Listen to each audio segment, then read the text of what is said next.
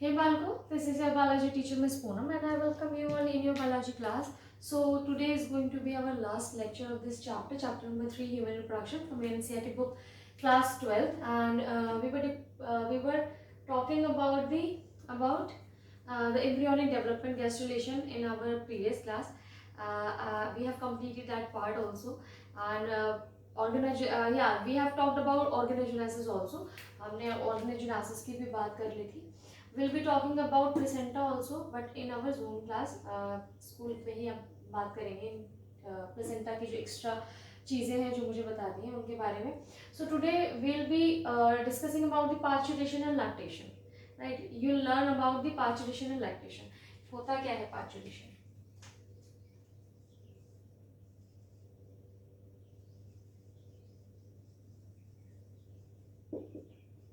Parturition is what?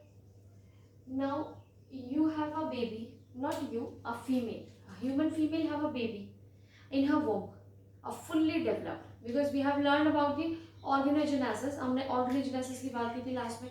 After organogenesis क्या होगा? पूरा फुल्ली डेवलप बेबी होगा, ठीक है, मदर के वूम में 9th मंथ में फुल्ली डेवलप जो डेवलपमेंट होता है वो कंप्लीट हो रहा है. तो अब क्या है, मदर के वूम में जो मदर है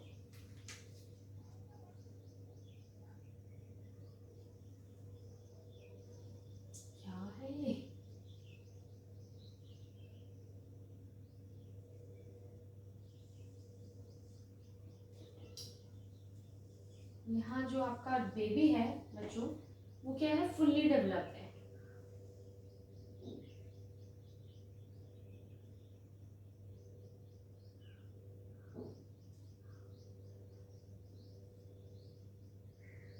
ठीक है, लग रहा है थोड़ा क्या है, बेबी क्या है, 9th मंथ में फुल्ली डेवलप्ड बेबी है ये. अब क्या मदर इसको ऐसे ही रखेगी वूम में अपने? नहीं, ये क्या करेंगी, इनको डिलीवर करेंगी. जो फीटस है, जो अब क्या आपका फुल्ली डेवलप्ड फीटस है, उसको क्या किया जाएगा, डिलीवर किया जाएगा. So parturition is the process of child delivery या फिर लेबर या डिलीवरी ऑफ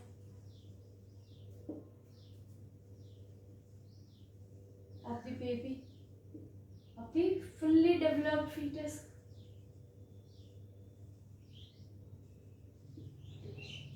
Developed fetus, ठीक है, या आप क्या बोलेंगे इसको, चाइल्ड बर्थ. क्या होगा, child birth. This is what, parturition. ठीक है, ये कैसे कंट्रोल किया जा रहा है? कंट्रोल मतलब हो कैसे रहा है, देखेंगे अभी कैसे हो रहा है. किससे कंट्रोल किया जा रहा है ये,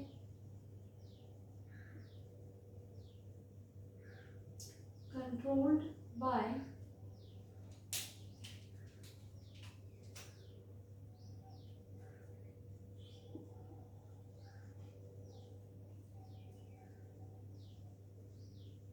न्यूरो एंडोक्राइन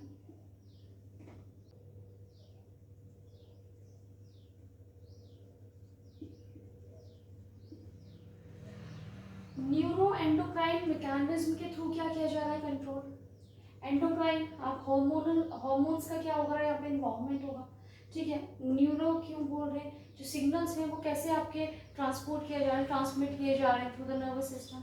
ठीक है, तो that's why we are using neuro endocrine mechanism. ठीक है, कंट्रोल किया जा रहा है. ये जो मैकेनिज्म है, तो आपको क्या चाहिए, इस मैकेनिज्म परफॉर्म करने के लिए सिग्नल्स हैं.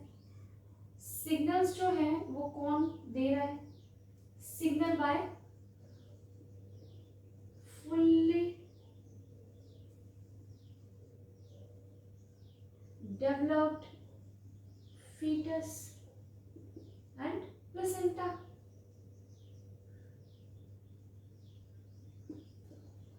ठीक है, अब ये जो मैकेनिज्म है, ये सिग्नल है या आपके जो मैकेनिज्म परफॉर्म हो रहा है उससे होगा क्या, होगा क्या बच्चों, जो आपकी, अभी मैं डायग्राम बनाऊंगी, जो आपकी वॉल्स होती हैं, हमने क्या पढ़ा था, यूट्रस की वॉल्स थी आपकी, जो स्मूथ मसल्स की बनी थी, मायोमेट्रियम. अब उनका रोल आएगा, वो क्या करेंगे, कॉन्ट्रैक्ट करेंगे, तो उसमें हार्मोन्स इन्वॉल्व होंगे, वो देखेंगे हम. ठीक है, तो ये जो कॉन्ट्रैक्शन है, ये जो सिग्नल है, ये न्यूरोएंडोक्राइन मैकेनिज्म है, ये किसको रिजल्ट करेगा?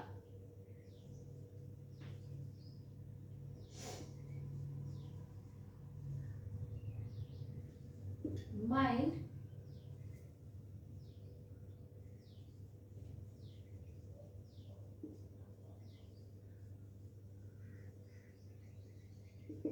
यूट्राइन जो कैविटी है, यूट्रस है, उसमें क्या है, माइल्ड कॉन्ट्रैक्शन करेगा, माइल्ड यूट्राइन कॉन्ट्रैक्शन, जिसको क्या बोलेंगे, जिसका नाम आप क्या बोल सकते हैं? देखो, ये जो कॉन्ट्रैक्शन होगा उससे क्या होगा, बेबी बाहर निकलेगा, है ना?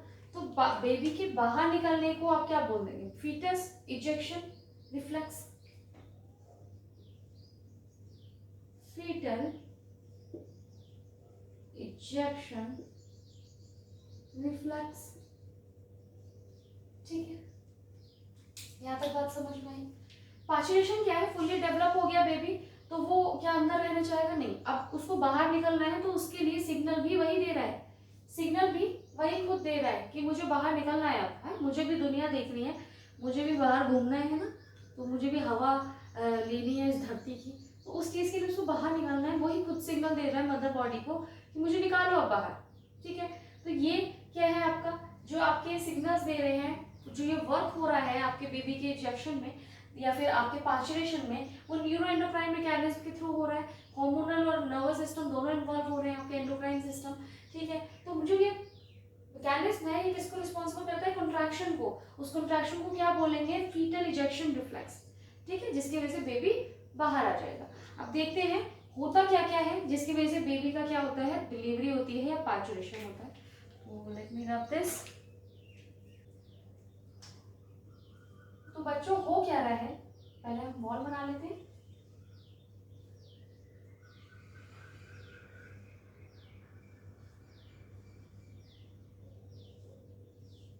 ठीक है, फिर क्या था बच्चों, यहाँ पर आपकी एंडोमेट्रियम।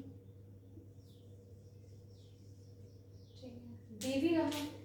यही बीच में होता है ना, हरा हरा बनाते हैं, चलो बेबी बनाओ।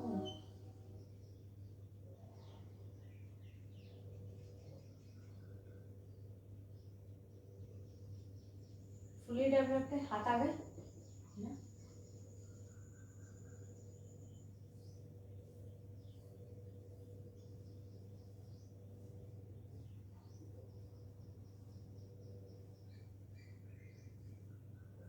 पैर भी आ गए, शूज पहन लिए इसने। ठीक है,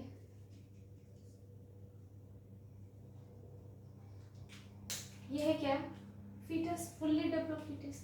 ठीक है, यहाँ से क्या जुड़ी है, अम्बिकल कॉर्ड जुड़ी है, यहाँ से आपके क्या है, प्लेसेंटा। ठीक है, अब देखो होता क्या है, जो फुल्ली डेवलप्ड फीटस है यहाँ पर, दिस इज व्हाट,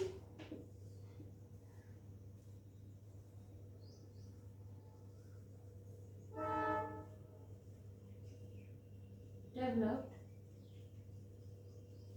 फीटस जो है वो क्या करेंगे, फुल्ली डेवलप्ड फीटस क्या करेंगे, अब उनको बाहर निकालना है, निकालना है, तो वो सिग्नल देंगे, किस फॉर्म में देंगे सिग्नल? देखो, फुल्ली डेवलप्ड फीटस का जो आपका क्या होता है, एड्रिनल ग्लैंड,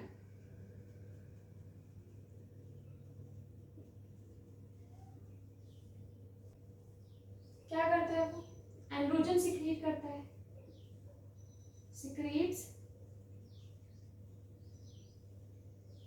एंड्रोजन। ठीक है, देखो ऑर्गेनाइजेशन, ऑर्गेनोजेनेसिस हो चुकी है, ऑर्गन्स बन चुके हैं ना हमारे बच्चे की बॉडी में, क्या कर रहा है, सिक्रीट्स,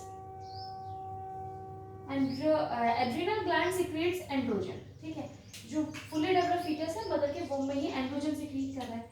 ये जो एंड्रोजन है, this androgen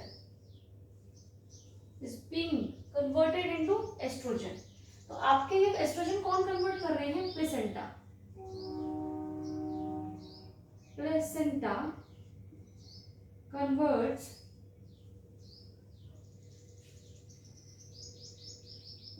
converts androgen into estrogen। ठीक है, क्या करा, प्लेसेंटा ने आपके एंड्रोजन को कन्वर्ट कर दिया एस्ट्रोजन में, ठीक है। अब यहाँ देखो, आप यहाँ पे मेंटेन करने के लिए, जो आपकी प्रेगनेंसी को मेंटेन करने के लिए किसकी जरूरत हो रही थी आपको, किसकी जरूरत हो रही थी, प्रोजेस्टेरॉन की। बिकॉज ऑफ दिस जो रेशियो है एस्ट्रोजन और प्रोजेस्टेरॉन को थ्रू आउट द प्रेगनेंसी वो चेंज होगा, रेशियो चेंज हुआ है, ये याद रखना, क्वेश्चन बन सकता है। रेशियो चेंज हुआ तो आपका एस्ट्रोजन का लेवल आप क्या हो जाएगा, जो रेशियो था बच्चों प्रोजेस्टेरॉन और एस्ट्रोजन का, वो क्या हो जाएगा, चेंज हो जाएगा। Because of the estrogen increment, estrogen क्या हो जाएगा, हाई होने लगेगा। इसकी वजह से ये रेशियो जो अब तक प्रेगनेंसी में थ्रू आउट प्रेगनेंसी चला है वो चेंज हो जाएगा बिकॉज ऑफ दिस, ठीक है, क्योंकि एस्ट्रोजन का लेवल बढ़ रहा है। तो यहाँ पर एस्ट्रोजन क्या हो रहा है, इंक्रीज कर रहा है उसका कंसंट्रेशन, ठीक है। इसकी क्या जरूरत है, ये किसने किया है, प्लेसेंटा ने किया है ना। ये एस्ट्रोजन आपकी जो ये वॉल्स हैं, वॉल्स में आपके यहाँ पे हमने पढ़ा था स्मूथ मसल्स। कौन सी स्मूथ मसल्स थी, कौन सी स्मूथ मसल्स थी बच्चों,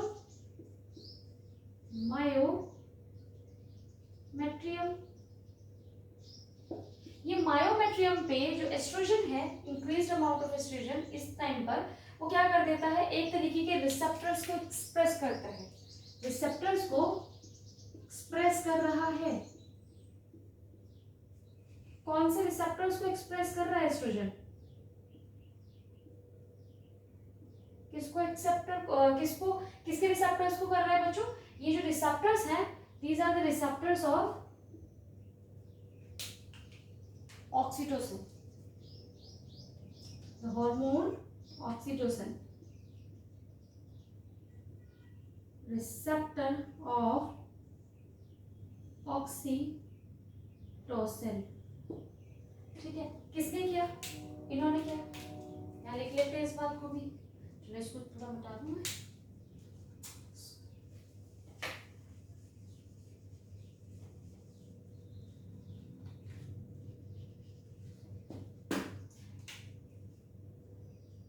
क्या हुआ, ये जो एस्ट्रोजन है इन्होंने क्या किया, क्या किया इन्होंने बच्चों, express the receptors on myometrium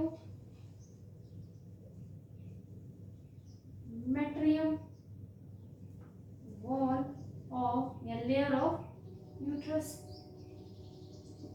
ठीक है।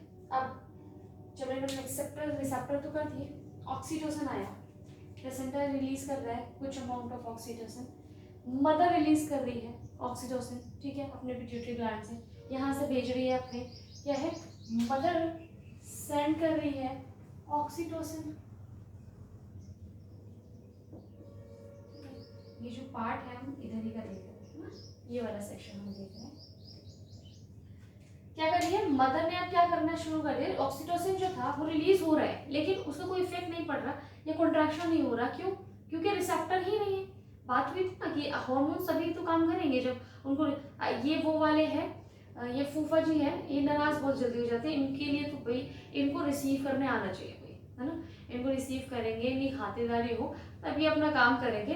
तो यहाँ पर भी यही हो रहा है, इनकी खातिरदारी या फिर इनके रिसीव करने के लिए यहाँ पर आपको कुछ और मॉलिक्यूल्स की नीड है, जिसको आप रिसेप्टर कह रहे हैं, जब ये एक्सप्रेस होंगे तभी ये काम करेंगे अपना। अब यहाँ पर किसने, प्लेसेंटा ने खुद इनको क्या कर दिया, आपके जैसे वो फुल्ली डेवलप हुआ उसने इन रिसेप्टर्स को क्या कर दिया, एक्सप्रेस कर दिया। मायोमेट्रियम जो वॉल थी यूट्रस की, जो लेयर थी किसकी बनी थी, स्मूथ मसल्स की, उनको क्या कर दिया, आपके एक्सप्रेस कर दिया, किसने, फीटस ने, है ना, फुल्ली डेवलप जो फीटस है उसने कर दिया ये काम। उसके बाद आपका ऑक्सीटोसिन आकर इस पे बाइंड करेगा,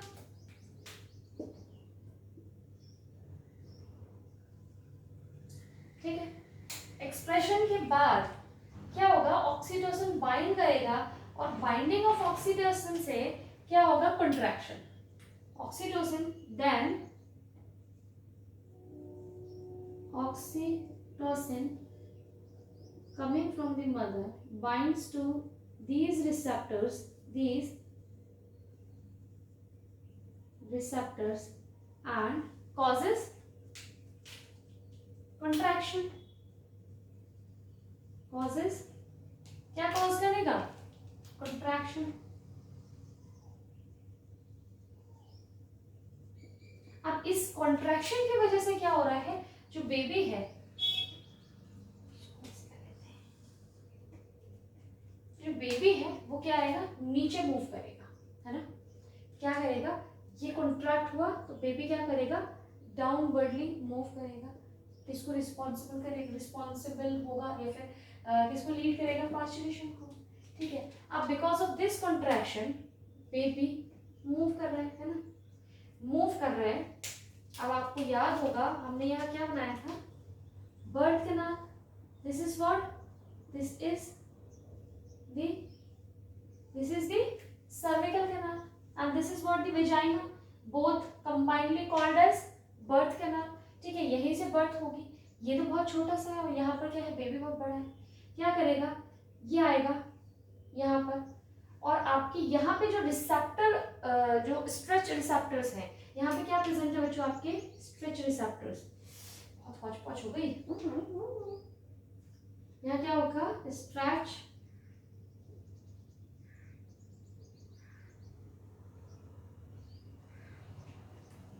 दिख रहा है, मैं देखती हूँ इतना छोटा दिख रहा है या नहीं आपको।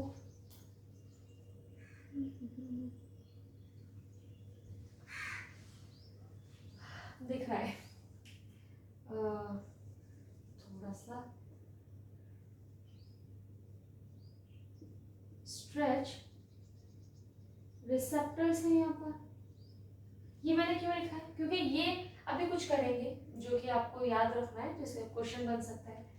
अब जैसे बेबी इस कॉन्ट्रैक्शन की वजह से, अच्छा इस कॉन्ट्रैक्शन को क्या बोला गया था बच्चों, fetal reflex action, fetal ejection reflex, ठीक है।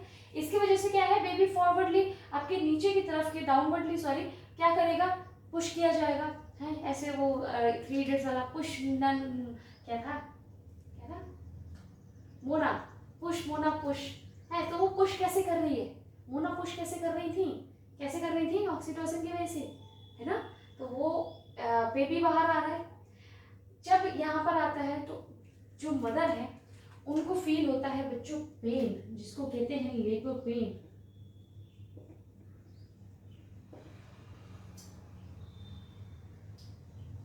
ठीक है, ये लेबर पेन बहुत बहुत ही ज्यादा खतरनाक हो रहा है। मतलब आपकी माएँ आपको जब डिलीवर कर रही थी तब वो इतना पेन झेल चुकी हैं, और पेन मत दो उन्हें, जो ये घूम रहे पढ़ाई पे ध्यान नहीं दे रहे तुम लोग, और पेन मत दो, वो ऑलरेडी बहुत पेन झेल चुकी है तुम लोग की वजह से। तो पेन जो ये है, लेबर पेन, इसको क्या करता है, हेल्प करता है, क्या करता है, हेल्प करता है पेन में थोड़ा सा रिलैक्स फील कराता है। कहाँ पर,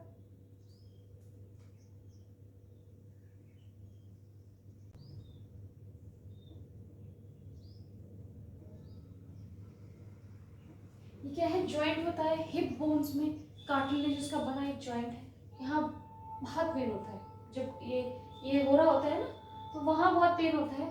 तो रिलैक्सिंग हार्मोन क्या करता है, रिलैक्स करता है, ठीक है, मसल्स को, उस जो ये पेन क्रिएट हो रहा है उसको थोड़ी हेल्प करता है, ताकि वो लेबर पेन को क्या कर सके, बेयर कर सके फीमेल्स, है ना।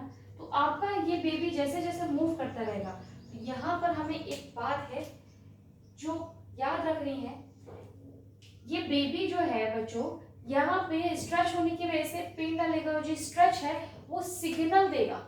वो किसको सिग्नल देगा, ये जो स्ट्रेस रिसेप्टर्स हैं, स्ट्रेच रिसेप्टर्स हैं, जैसे जैसे ये स्ट्रेच होते जाएगा, स्ट्रेच होते गया, ये क्या होते हैं बच्चों, ये देते हैं फीडबैक। इसको भी मिटाऊं, फीडबैक देते हैं, ब्लू से ही करें, ग्रीन लेते हैं ताकि दिखे आप लोगों को। ये रिसेप्टर्स जो है जैसे जैसे आपका क्या करते जाएगा,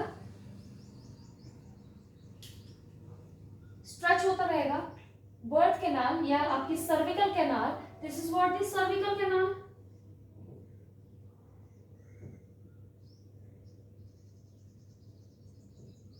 ठीक है, this is what the vagina, और दोनों को मिलाकर आप क्या कह रहे थे, बर्थ कैनाल यहीं से बर्थ हो रही है, देख रहे हैं ना आप लोग, ठीक है। क्योंकि जो स्ट्रेच रिसेप्टर्स हैं, because of the stretching gives positive feedback, positive feedback किसको दे रहे हैं, मदर को, बोल रहे हैं ऑक्सीटोसिन और चाहिए और रिलीज करो। सो पॉजिटिव का मतलब ये आप जानते हैं किसी भी चीज का जो प्रोडक्शन है उसको बढ़ा देना, नेगेटिव फीडबैक उस प्रोडक्शन को कम कर देना, खत्म कर देना, और पॉजिटिव क्या है, उसको बढ़ा देना। तो जो ऑक्सीटोसिन है वो क्या हो जाएगा, इंक्रीज हो जाएगा, ठीक है। इंक्रीज हो जाएगा तो कंट्रैक्शन इंक्रीज हो जाएगा। तो ये चलता रहेगा जब तक कि बेबी जो है डिलीवर ना हो जाए बर्थ के नाल से या मदर से बाहर, कहाँ, आपकी इस दुनिया में वो कदम ना रखे तब तक, ठीक है। तो ये ज़्यादा वॉच पोस्ट नहीं हुआ है, आई होप समझ में आया होगा कि डिलीवरी हो कैसे रही है, ठीक है। जो दो क्वेश्चन आपके स्टार्टिंग में बता चुकी हूँ मैं, न्यूरो एंडोक्राइन मैकेनिज्म, आपका फीटल इजेक्शन रिफ्लेक्स के बारे में, ठीक है, ये पॉजिटिव फीडबैक, ठीक है, हॉर्मोन्स जो इन्वॉल्व हो रहे हैं, आपके कौन कौन से हार्मोनल चेंजेस आ रहे हैं। यहाँ सबसे बड़ी तो बात यहाँ पर है कि एस्ट्रोजन जो है वो बहुत बड़ा चेंज आ रहा है, यहाँ पे एस्ट्रोजन का लेवल जो है इंक्रीज होने लगेगा। तो जो रेशियो है एस्ट्रोजन और प्रोजेस्टेरोन का वो चेंज हो जाएगा आपके ड्यूरिंग द प्रोसेस ऑफ पास्चुरेशन, ठीक है। उसके बाद आपने यहाँ पे ऑक्सीटोसिन का रोल देखा, रिलैक्सिन का देखा, ठीक है। तो ये सारे क्या करेंगे, रिस्पॉन्सिबल होंगे चाइल्ड बर्थ में। तो मुबारक हो आपको, लड़की या लड़का जो भी हुआ है, ठीक है। तो ये हो चुका है। ये होने के बाद में बच्चों मदर क्या बेबी को ऐसे छोड़ देती है, नहीं, उसके बाद आता है एक और फेज, ठीक है। वो फेज क्या होता है, क्या होता है, वो फेज होता है लैक्टेशन का। अब रोल होगा मैमरी ग्लैंड का, जो हमने मैमरी ग्लैंड्स पढ़ के आ रहे हैं, जहाँ पर मिल्क का प्रोडक्शन हो रहा है। मिल्क क्यों प्रोड्यूस हो रहा है, क्योंकि बेबी को अब चाहिए क्या, न्यूट्रिशन, न्यूट्रिशन के साथ साथ में इम्यूनिटी भी देता है ये मिल्क, ठीक है। बहुत सारी चीज़ें होती हैं मिल्क में जो कि बहुत इंपॉर्टेंट है बेबी के लिए। तो दो तीन बातें वो देख लेते हैं और लेक्चर एंड करते हैं, ठीक है। वो देख लेते हैं आप लैक्टेशन।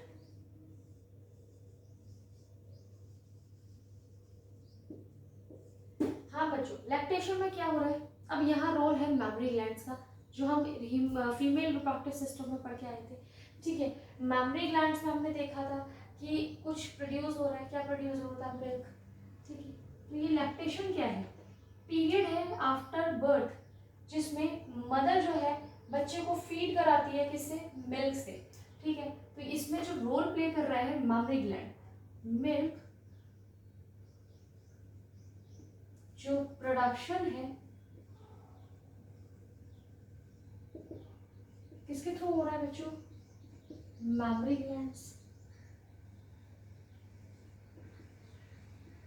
ठीक है। अब पेयर ऑफ मैमरी ग्लैंड्स होते हैं फीमेल के पास, ह्यूमन फीमेल के पास, ठीक है। प्रोडक्शन आपका जो हॉर्मोन्स हैं, ठीक है, ये ऐसे नहीं लिखते हैं, मिल्क प्रोडक्शन कौन कर रहा है,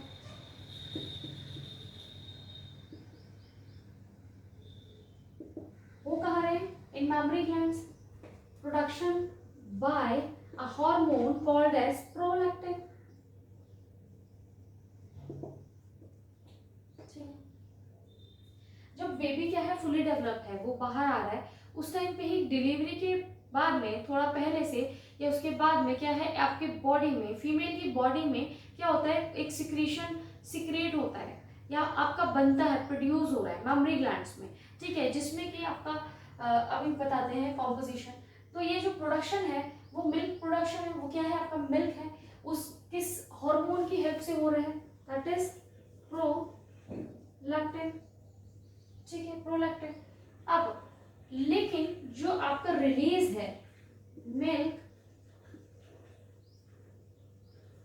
रिलीज है वो कैसे हो रहा है, जो बेबी है मदर की मैमरी ग्लैंड पे, निपल पे, वो क्या करता है, सक कर रहा है, ठीक है।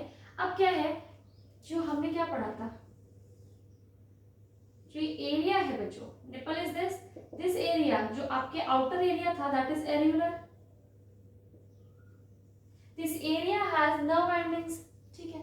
वो सिग्नल पहुंचाएंगे, क्या बोलेंगे कि बेबी क्या है, बेबी को मिल्क की क्या है, नीड है, वो सब कर रहा है, उसको मिल्क क्या कर रहा है, रिलीज करो मेमरी ग्लैंड को, तो वो आपका कौन करेगा, हेल्प करेगा उसमें, आपका जो हार्मोन है इसमें हेल्प करेगा, क्या नाम है उसका,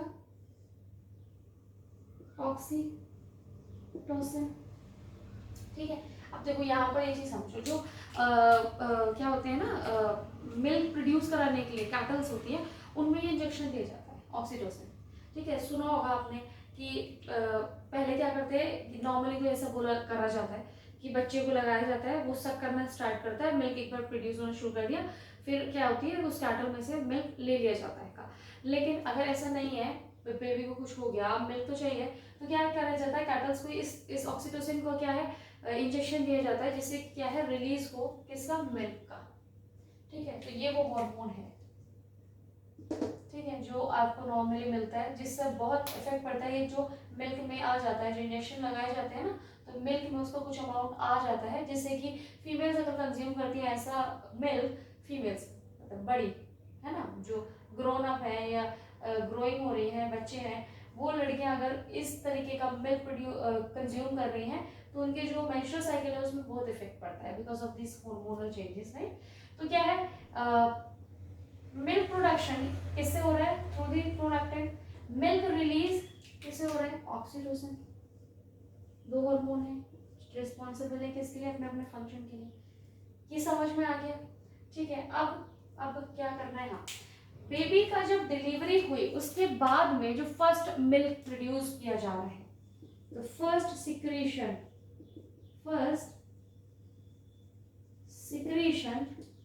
by the mother after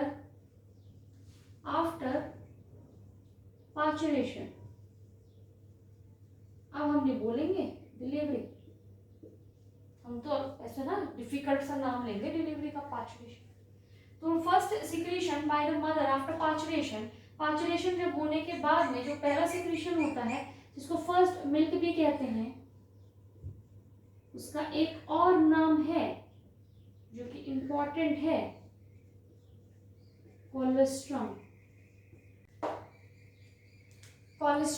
ठीक है, this is what the first milk, पहले बार जो बर्थ के तुरंत बाद में बच्चों, चलो इसको पार्चुरेशन लिखो, बर्थ ही लिखो, आफ्टर बर्थ के बाद जो मदर पहली बार मिल्क प्रोड्यूस कर रही है, सिक्रीट कर रही है, उसके मेमरी ग्लैंड्स क्या कर रहे हैं, सिक्रीट कर रहे हैं जो भी सिक्रीशन, उसको फर्स्ट मिल्क कहेंगे, उसका नाम क्या है, कोलेस्ट्रम। इसमें क्या होता है, कोलेस्ट्रम में बच्चों होता है आपका प्रोटीन्स होते हैं, लैक्टोज है, lactose is a milk sugar, और आपका क्या है, antibodies, that is very important.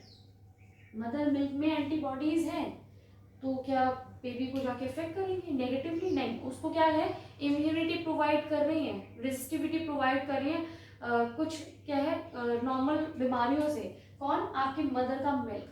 ठीक है, तो यहाँ पे देख रहे हैं मदर मिल्क सिर्फ नरिशमेंट के लिए नहीं है, वो कुछ क्या है, इम्यूनिटी के लिए भी है, आपके इम्पॉर्टेंट जो बेबी है, फीटस बेबी जो अभी डिलीवर्ड हुआ है उसके लिए। ठीक है, तो कोलेस्ट्रम नेम है, इसको याद रखिएगा। अच्छा, यहाँ पर क्या चीज नहीं है, फैट नहीं होता, वेरी लेस,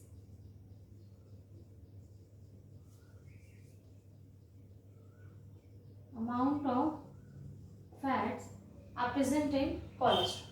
ठीक है, ये याद रखिएगा बात।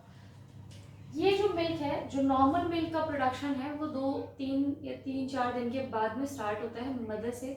ठीक है, और फर्स्ट मिल्क को आप कोलेस्ट्रम कहते हैं, उसमें ये सब चीज़ें हैं। तो यहाँ से आपको क्या चीज़ समझ में आई बच्चों, क्या आई, कि जो मिल्क है मदर का, वो सिर्फ खाली न्यूट्रिशन नहीं दे रहा है, बल्कि न्यूट्रिशन तो दे ही रहा है, न्यूट्रिशियस तो है ही, साथ साथ में क्या है, रेजिस्टिविटी दे रहा है, प्रोवाइड रेजिस्टेंस।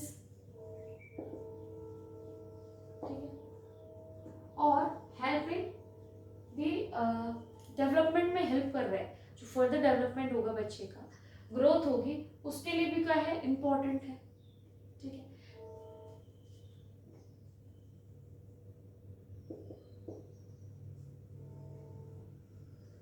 Further development.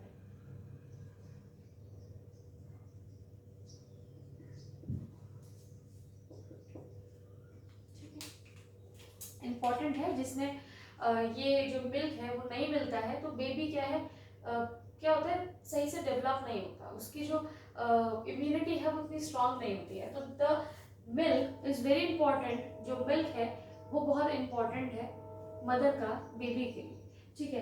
तो कुछ रह तो नहीं गया है आई गेस। ये है आपका क्या पूरा lactation. So here your chapter ends, यहाँ पर आपका चैप्टर खत्म होता है, third chapter the human reproduction.